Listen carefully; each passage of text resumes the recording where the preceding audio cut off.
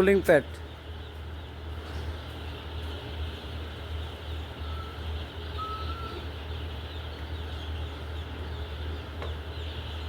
15 gap. 15 gap পরে আমরা boarding শুরু করছি। এখান থেকে 15 গ্যাপ পিছনে রয়েছে কুলিং প্যাড, এখানে ফাঁকা বাচ্চা নেই।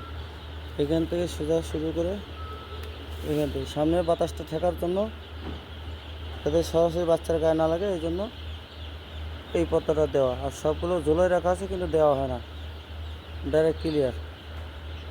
সম্পূর্ণ ঘর ভেন্টিলেশন ক্লিয়ার।